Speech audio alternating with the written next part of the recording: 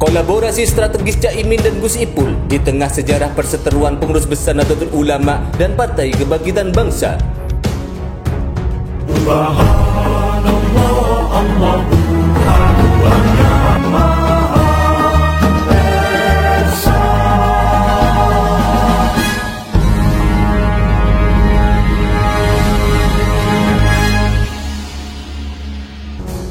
Dalam perkembangan yang menarik di dunia politik Indonesia dan di tengah semakin gencarnya gerakan muktamar luar biasa yang terus mengancam pengurus besar Nahdlatul Ulama, Menteri Koordinator Bidang Pemberdayaan Manusia Muhaimin Iskandar yang akrab disapa Caimin dan Menteri Sosial Saifullah Yusuf atau Gus Ipul yang lama berseteru kini bertemu untuk sebuah agenda penting di Jakarta.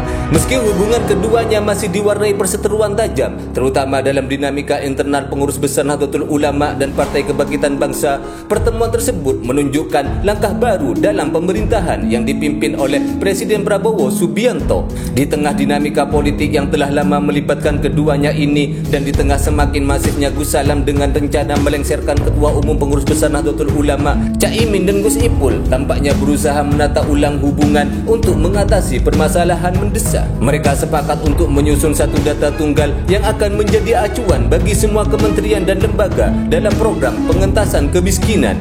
Langkah ini diharapkan mampu mengidentifikasi penerima manfaat secara lebih tepat sehingga berbagai program sosial dapat lebih terarah dan efektif. Caimin mengungkapkan bahawa data tunggal ini akan berperan sebagai pedoman utama bagi kementerian dan lembaga terkait dalam pelaksanaan program sosial dan pemberdayaan masyarakat. Ini adalah data yang komprehensif terutama terkait kemiskinan dan perkembangan kualitas hidup masyarakat. Dalam strategi ini, data penerima manfaat akan dikelompokkan dalam 3 kategori. Kategori miskin ekstrim, miskin, dan rentan miskin. Dengan kategori ini, setiap kelompok akan mendapatkan intervensi berbeda yang disesuaikan dengan kebutuhan spesifik mereka. Harapannya, melalui intervensi yang tepat, penerima bantuan sosial tidak sekedar bertahan, tetapi juga memiliki peluang untuk meningkatkan taraf hidup. Tujuan akhirnya adalah pemberdayaan agar masyarakat miskin dapat naik kelas sehingga bantuan sosial tidak sekedar menjaga stabilitas hidup, tetapi juga membangun kemandirian. Menariknya, pertemuan ini terjadi di tengah sejarah panjang perseteruan antara Caimin dan Gus Ipul.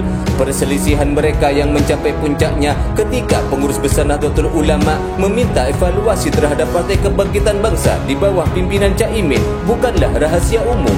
Gus Ipul yang merupakan Sekretaris Jenderal Pengurus Besar Nahdlatul Ulama pernah secara terbuka mengkritik kepemimpinan Caimin di Partai Kebangkitan Bangsa. Menurutnya, Caimin melemahkan fungsi Dewan Syuro, sebuah organ penting dalam struktur Partai Kebangkitan Bangsa yang dirancang sebagai pengambil keputusan tertinggi sejak partai tersebut didirikan pada tahun 1998. Ketegangan semakin meningkat ketika Caimin menolak memenuhi panggilan pengurus besar Nahdlatul Ulama untuk menjelaskan langkah-langkahnya di Partai Kebangkitan Bangsa. Konflik ini menciptakan jarak antara kedua tokoh Nahdlatul Ulama tersebut yang sejatinya sama-sama memiliki latar belakang dari organisasi Islam terbesar di Indonesia ini. Namun dengan posisi baru di bawah pemerintahan Presiden Prabowo Subianto, keduanya tampak sepakat untuk mengesampingkan perbedaan demi kepentingan rakyat. Ketika ditanya tentang kerjasama dengan Caimin, Gus Ipul menggarisbawahi bahwa kini mereka sama-sama berada di bawah komando Presiden dan berkomitmen untuk menjalankan program pemerintah. Kolaborasi strategis ini memberikan harapan baru bagi pemberdayaan masyarakat miskin di Indonesia. Dengan data tunggal yang akurat, pemerintah akan lebih mudah mengidentifikasi kelompok rentan dan miskin ekstrim yang membutuhkan dukungan lebih besar untuk dapat bangkit.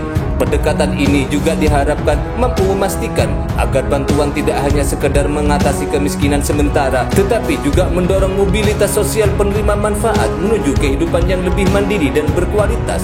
Langkah Caimin dan Gus Ipul ini bisa jadi akan menandai babak baru dalam hubungan keduanya dan diharapkan mampu meredam ketegangan yang telah lama mengemuka. Dengan rekonsiliasi ini, mereka menunjukkan bahwa perbedaan kepentingan dapat dikalahkan demi kepentingan yang lebih besar, yaitu kesejahteraan masyarakat. Subhanallah, Allahu Akbar.